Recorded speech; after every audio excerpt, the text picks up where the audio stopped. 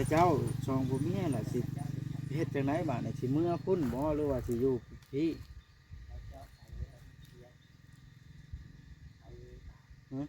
มีก่อน อ้าวพระเจ้าปรึกษากันหั่นแหล้ว เจ้าถามก่อน บ่น้องบอย เดี๋ยวจะเป็น แล้วแต่ไผเล่า ปรึกษากันอยู่ อ๋อ เป็นเมื่อที่สิอยู่ แล้วแต่อันนี้นะ เมื่อเพิ่งว่าเที่ยวเมื่อเที่ยวมาบ่ไหวแล้ว คั เนาะ นสมมุติว่าเฮ็ดนั่นเฮ็ดนี้ น้องมุด เฮ้ยมันครบแล้วคันสมมุติว่าเนาะเมื่อพุ่นก็สมมุติมีแนวอย่างให้เบิ่งน้ำอย่างให้ถามหาโมอัปไปอัปเดตก็FCก็สิบ่ได้เห็นไปสิได้ถ่ายแต่เสาเฮือนแล้วเฮ็ดคนโลดนี่ก็สิบ่คักบ่ได้นี่อีกส่วนหนึงคันสมมุติว่าอยู่บ้านนี่ทางเด้ออาสิว่าแต่ถ้าเจ้าสิอยู่ได้บ่หาสมมุติว่าถ้าอยู่น่ะจะอยู่ในดินตัวเองซื้อผ้าบัดจักผืนจักใดเอาเตียงที่หน้านั่นไปแล้วซักลักอ้อมนอนน่ะเจ้าสินอนได้บ่อยู่ได้บ่นะแบบนั้นลูกฮะ โดยเป็นเจ้า เอาไปอยู่เบิ่งอยู่เด็กเด็กอยู่ก่อนเอาเพิ่นเฮ็ดเรือนมาสิเมื่อพุ่นเด็กแม่ใด เรื่อยเนาะเรื่อย แต่เจ้าน่ะก็อยู่เบิ่งก่อนบ่ว่า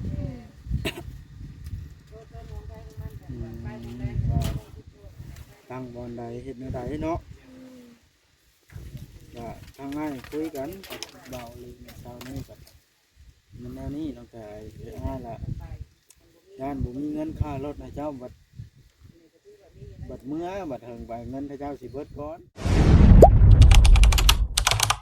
อย่าลืมกดติดตามเพื่อเป็นกำลังใจให้ผมด้วยนะครับทุกคนขอบคุณมากๆครับตอนนี้ก็เปิดภาพขึ้นก็ได้นั่นเลย ลูกสาวมาหลินน้ำพอ ในหมดก็กำลังเสี่ยงว่าสิตั้งท้องหรือบ่ตั้งเดี๋ยวนี้เนาะพอจอยนี่จัดนักอีหลี อยู่บ่กลางคืนปรึกษากันอยู่บ่กับพ่อจอย ตั้งใจสิเฮ็ดให้ลูกนี่แหละครับบ่มีร้านให้อุ้ม ครับผมเฮ็ดใส่ลูก เอาคนน้อยบาด เฮ้ยเอาเล่นเนาะเฮ็ดใจกับตัวเองได้เองเนาะ ถ้าบ่มีร้านให้แม่ขออุ้มแล้วก็สิมีเองเนี่ยนะ เดี๋ยวก่อนเรื่องลานเรื่องอย่างมั่นคงซะก่อนเบิ่งลงมาสัมภาษณ์น้องแต่ก่อนสิเฮ็ดแนวใดต่อสิมีลานให้อันเอ้ยหมดอยู่บ่ ก็บ่ยอมมีให้พ่อกับแม่สิมีเองแล้วครับมีให้ เดี๋ยวพาเบิ่ง TikTok นะน้องบอยเดี๋ยวพาก่อนอื่นสบายดีเด้อที่สัมภาษณ์อย่างเป็นทางการก่อนบ้านนะ เดียวคือว่ากันเมื่อเมืองคงจะมดที่เหือเมื่อได้มานี่ก็ว่า เป็นอะไรอันเสียวลาในเอ้ยหมดอยู่บ่น่ะ มาก็ บ่เนาะเนาะ ก็ว่าไกลแต่กี้ ฮะ บ่เอาตัวเองยังบ่รอดเลย ตะกี้ทำบิดเยอะ บ่เอาเนาะ บ่แม่นว่าบ่เอาเลยมันหันกุ้งก่อนนะบัดยังบ่มีหยัง แม่นแล้วทางที่ดีให้ห้ามที่สุดคืออย่าเข้าเอาลูก ระวังเอา บ่ได้ ลูก ก่อยไว้ แต่จริงง่ายก็บ่ได้สิสัมภาษณ์เรื่องนี้ดอกมีเอาสิถามเรื่องการเป็นอยู่หั่นล่ะ เดี๋ยวถ่ายคลิปนี้ได้แล้วจังพากันเข้า เพ ไป ราะว่าทางง่ายก็ได้ไปปรึกษากันแล้วกับเบาลินะเรื่องวันอยู่วันเช้าเจ้าหั่นนะอันนี้ก็แล้วแต่เจ้าตัดสินใจได้น้องแต่ว่าบ่ได้ว่ามันขับให้ไปพุ่นไปพี่อาสิเว้านั่นนี่เพราะว่าทางเบาลิเพิ่นก่อนอื่นนะเพิ่นสิไปสร้างเสาเพิ่นว่านะมาเฮ็ดเรือนเจ้าเฮ็ดเรือนเจ้าอยู่วางซื้อดินเมื่อวานนี่นะละพระเจ้าชองบ่มีล่ะสิเฮ็ดจังไดบาดนี่สิเมื่อพุ่นบ่หรือว่าสิอยู่พี่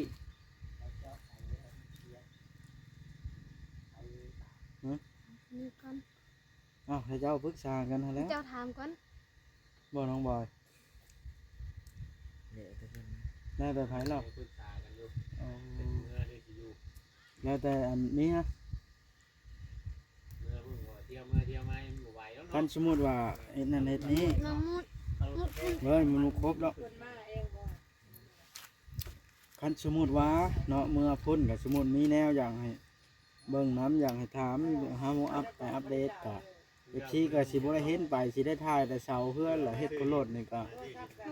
สิบ่คักบ่ได้นี่อีกส่วนหนึง คันสมมุติว่าอยู่บ้านนี่ทางเด้ออาสิว่าแต่ถ้าเจ้าสิอยู่ได้บ่หาสมมุติว่าถ้าอยู่น่ะจะอยู่ในดินตัวเองซื้อผ้าบัดจักผืนจักใดแล้วเอาเตียงที่หน้านั่นไปแล้วซักลักอ้อมนอนน่ะเจ้าสินอนได้บ่อยู่ได้บ่นะแบบนั้นฮะ อยู่ได้ โดยเพื่อเป็นเจ้า เอาไปแบบอยู่เบิ่งดูแบบเล็กอยู่ก่อนเนาะเพิ่นเฮ็ดเรือนน่ะสิเมื่อพุ่นน่ะจักแม่นใด เรื่อยเนี่ยเนาะเรื่อย แต่เจ้าน่ะก็อยู่เบิ่งก่อนบ่ อืม ว่าตั้งบอนใดเฮ็ดแนวใดเนาะ อืม ว่าทางง่ายคุยกันกับเบาเลยในเช้านี้กับมันแนวนี้น้องแต่ง่ายละย่านบ่มีเงินค่ารถให้เจ้าบัดเมื่อบัดเฮิงไปเงินให้เจ้าสิเบิดก่อนอันนะแล้วอุกบาดนี้เลยล้มกันแล้วสิมาถามความคิดให้เจ้าเบิ่งก่อน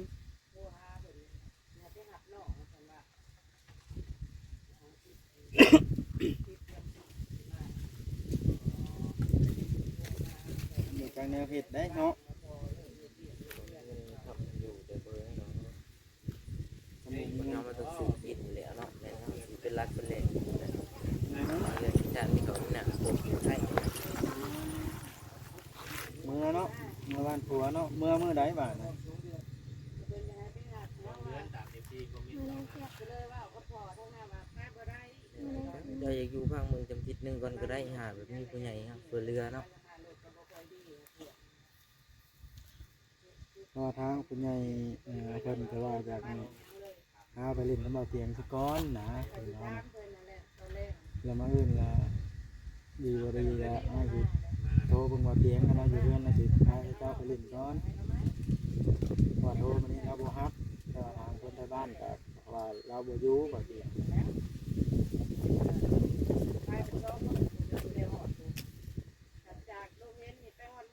กันสมมุตินั่นอยู่พังเบิ่งก่อนคือเห็นแล้วค่าห้องก็ มาพอดีเป็นอาทิตย์นึง คืนละ กลับไปกลับมาเนาะ 150,000พุ่นกันสิเมื่ออยู่พ้นบ่าด มากับน้ำมัน บัดบ่มีบ่นอนบ่สิไปนอนให้เทืองบ่สิบ่เกรงใจแล้วบ่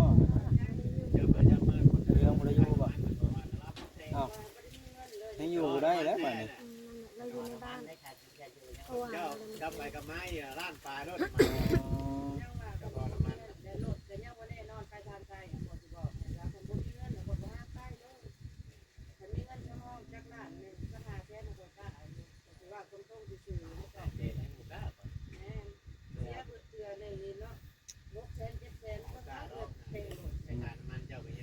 เจ้าในเฮ็ดเดียวอ้ายสิ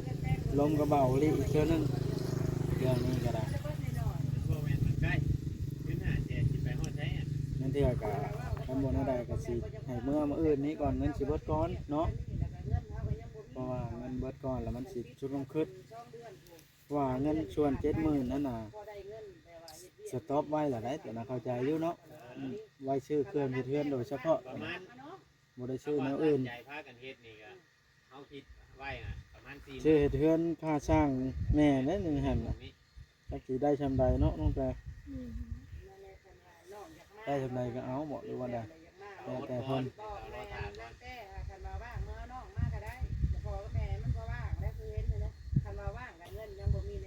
อย่างนั้นทั้งนั้นผมบอกให้หาน้องว่า ไปบ่ได้ดอกน้องกันเลยทางไปนะ พวกแปลน้องแบบไหนเขาอยู่พุ่นล่ะบอกเอาคิดฮอดก็โทรเอาค่าหากันเอาเงินคำเว้ยมันหาง่ายเนาะค่ารถค่าล่างแต่คอยว่า ก็คือเอาน้องกันเนาะมันก็แม่นอยู่ว่าใกล้กันลงไปแต่เดียวก็ฮอดเดี๋ยวสิขวบไปทางนั้นอีกแต่ได้ขี่เรือขี่หยังเนาะ มีเงินจำห้องในกระโต้ให้ลูกกินแม่จักล้านหนึงจะได้หาลูกส่งลูกเมื่อใช่แน่เฮ้ออกเรื่อย ว่าบ่เอามาแล้วปีนี้เนาะเอามาหน้าค่าใช้จ่ายทั้งทุนทางอยู่คิดฮอดหลายโทรหากันเนาะบ่แม่นแล้วว่าหา เนาะนี่ก็ลงไปหาเขาก็ได้เงินหา เขา ก็อยู่เพิ่นก็นั่นแล้วเนาะก็ดีแล้วนะก็มีความสุขอยู่บนเขาแต่โทรหาเขาอยู่ก็บ่หัวอยู่บนไหนก็โทรอยู่บ่ผู้มือนี่โทรอยู่บ่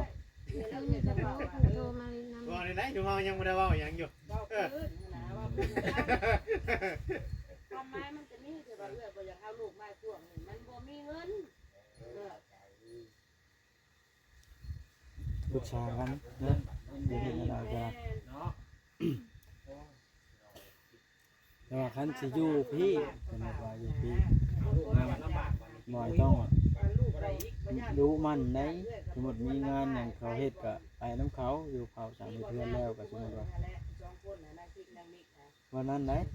สมมุติว่าอยู่บ้านปุ๊บตัวอยู่เล็กน้อยก็สามอย่างลงตัวเนาะ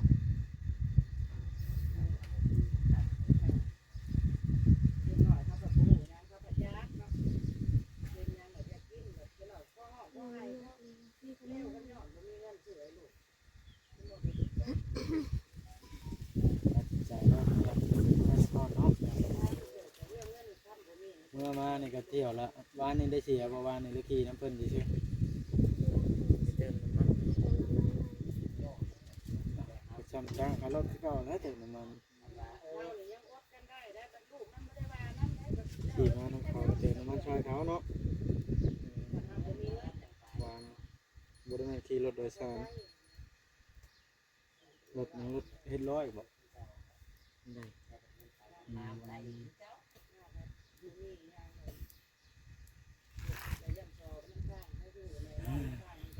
จะนักใจอยู่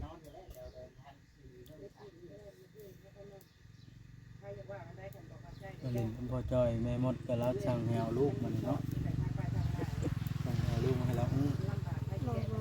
มีความลำบาก คืนนี้น่ะพากันนอนคิดกับบัวปรึกษากันแนวเรื่องว่า คัน จะเอา โต ลูก เองนี่สิขึ้น หรือว่าโจ้ไว้ก่อน บ่เอาตัวนี้เนาะ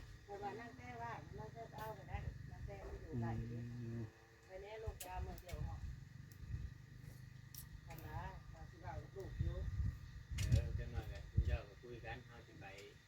เฮ็ดเวียกได้บัดนี้เนาะ ก็ไปนำ ไปพุ่นวะ นั่นนะบางทีมันดีช่วยไปช่วยไป ไปน้ำกันแล้วพอจอยแล้วสิไปพุ่นหรือสิอยู่อันริมน้ำอันแม่มดอยู่พี่ แม่นๆว่านี่คือว่ายังนั่นอยู่ จัง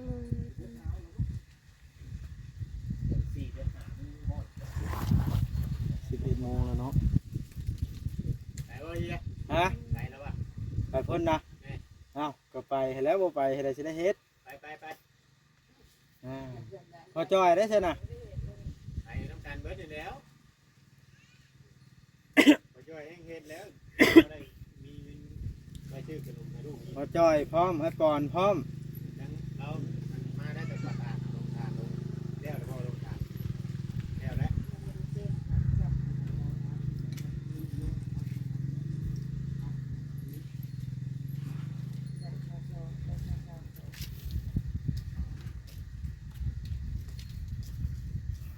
เป็นแล้วว่าบ้านวางอยู่เช้าพอจอย ที่เนี่ยจ้ะ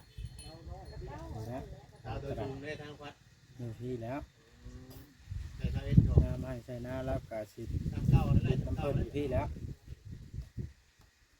ไปลงมาเตรียมไปเฮ็ดเวียก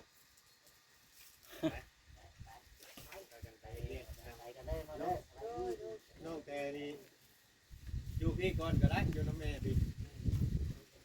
อยู่ว่าเราจะไปตามใจเจ้าเราอยากไปพุ่นฮะ อยู่ในเดินไม่เท่าให้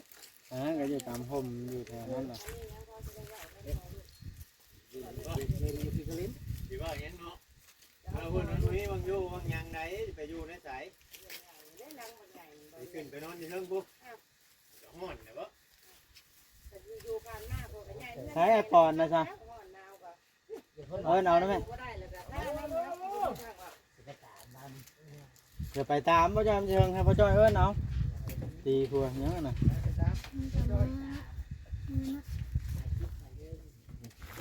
มาบ่เมื่อนะเมื่อก็ อีเมื่อมื้อนี้บ่คือว่าในไหนนอนพี่วันบ่ปานเอง บ่มี น เอามาเด็ดน้ำพ่อน้ำแม่ก็ต้องนอนพี่แหละ เศร้า เอฟซีหลายคนเพิ่นก็คอมเมนต์มาเนาะ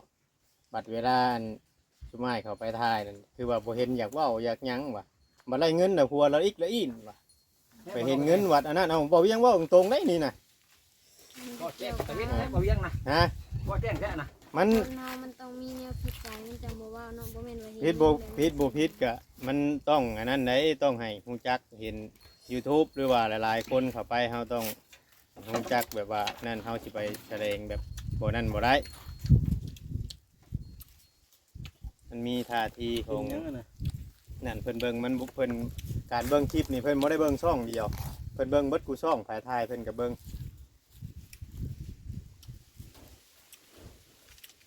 ต้องให้เข้าใจ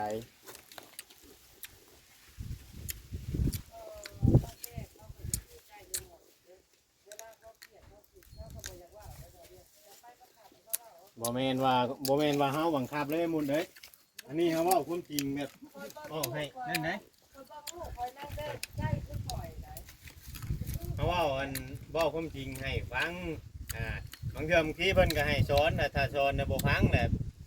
บ่จักความสิสอน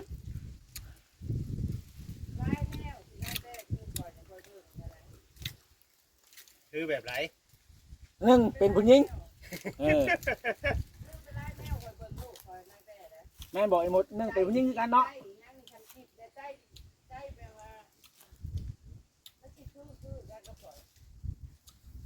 คือบ่ลงมานั่งจังหน่อยลูกเมื่อพุ่นเลยได้มานั่งเรียนน้ำลูกนะแม่ ไปหมด ว่าใจกันเนาะ ครับ ไปหมดกับเพิ่นเมื่ออันเบิ่งแหน่เฮือนพ่อตานะไปฮอดชายแล้วไปเมื่อพร้อมกันเบิดนี่ มันงามจังสิเมื่อไปหมดแล้วเมื่อคือเมื่อ ตั้งบ่อย่างเมื่อ เมื่อนั้นก็อยู่จนค่ำว่านี่บ่ได้เห็น เนาะ แมน โอ้ก็เกินแห่งไก่สิเมื่อเห็นได้ เนาะ แน่แหละเนาะ อ่า ห้องเอานะแม่ปอนนะ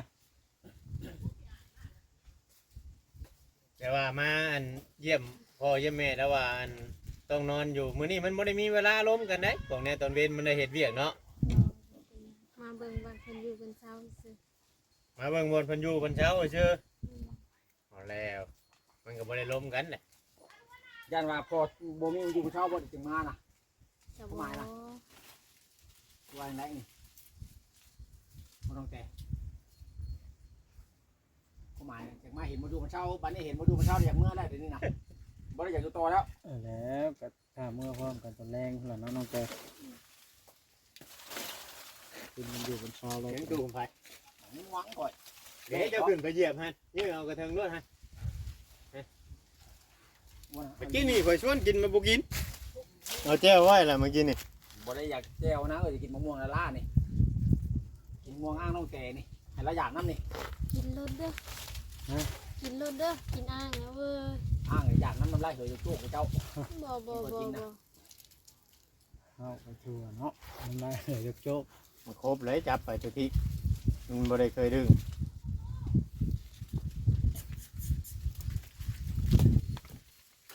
ตอนนั้นเรายังกับพื้นน้องเต่าอยู่บัด ไปยุกได้มะม่วงนี่ ไปแล้วพากันไปเฮ็ดก่อนเนาะแล้วไป แล้วเลยไปก่อนไปจ้ะ เสียเวลานะ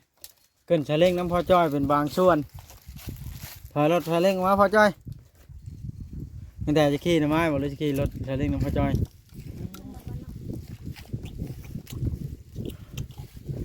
ไปเสร็จละ กูเจ็บท้องก็บ่ได้สอนจะเรื่องจะกินแบบนี้นะ ถึงเอง ขี่ไปปอดเรามีรถอยู่แล้วจะให้เราขี่ไปน้ำหลังก็ได้ไปขึ้นชาเล้งไปน้ำมันพ่อจ้อยพ่อจ้อยก็ได้นี่คืออะไรล่ะแต่ยังพาไปพ่อไปปอดเนาะมาตั้งแต่ครับน้องบอยมาขึ้นรถได้ไหมไป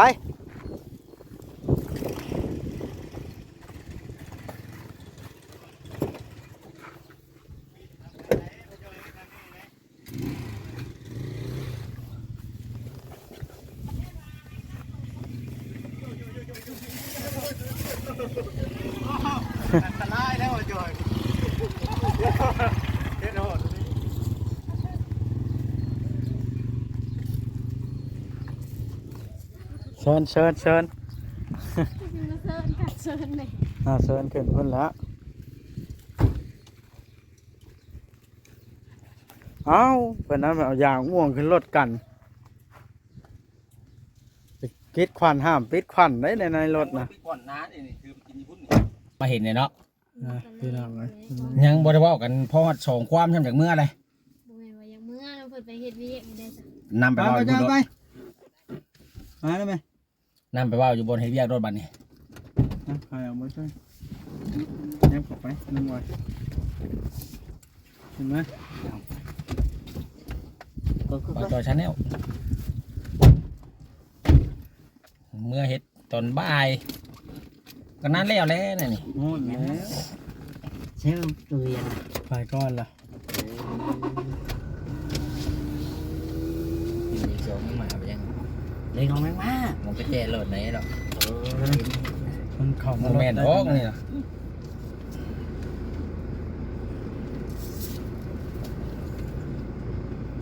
ดีที่เป็นวิธี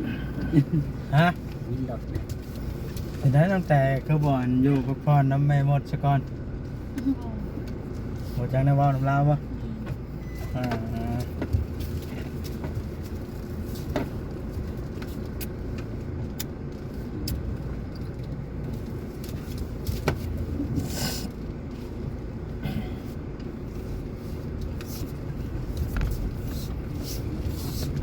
โอ้โหมันท่วงที่ไหนเด่นชูกลางวัน ครับพี่น้องไปบอนเฮ็ดเฮือนได้บาทนี่เนาะ แม่นแล้ว ตั้งแต่มาเห็นแล้วละอึ้ง แม่นแล้ว ว่าน้องแต่มาให้เดือนพอนี่ แต่ว่า พอติ แม่นแล้ว ว้าวฉัน แม่นแล้ว บ่คำว่าอึ้งก็คือว่าอยากได้หลานได้ไม่ได้อึ้งอะไร อึ้งอย่างไรลานแล้วก็ อยากได้หลานแล้วอึ้ง ก็เอาได้ ตั้งแต่ยังบอกบอก เป็นได้ก็บ่เอา เป็นยังไงก็บ่เอา บ่จะได้บ่เจ้าน่ะข้าเจ้าบ่จะได้มาให้ก้อยบ่จะเอา มันจะก็เอาที่กับเมียเจ้า บ่แล้วจะได้หลานนี่บ่เนาะเหมือนนั้นมันลูกนี่นะ ตอนแรก อยากได้หลานก็ต้องบ่ได้ให้กันได้ยิน เนี่ย น้องแต่ว่าให้ข่อยนี่เอากับเมียข่อยข่อยบ่อยากได้หลานบัดนี้ ชุดลูกแล้วเนาะ ชุดลูกเดี๋ยวข่อยนะมันออกลูกบ่ได้เป็นมันแล้วข่อยนะมันก็บ่ได้เลี้ยงหลานแล้วคำว่าไหนนะเนาะบ่บอสอายุปูนนี้เดี๋ยวยังให้เอาลูกอยู่หัวมันบ่เป็นแนวได้เนี่ยนะ แค่ปูดแล้วเจ้านะ 3 ปูน 4 ปูนได้สำน้องแต่ใครเนี่ยบ่ยังหนุ่มยังน้อยอยู่ จอดหน้าผมปะ ในห่มแหล่บอกใครนี่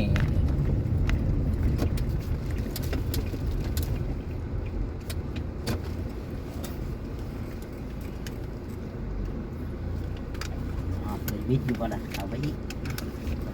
พอแล้วเนาะ นี่สิบ่ เต็มคนโล่งบาทเดือนแล้ว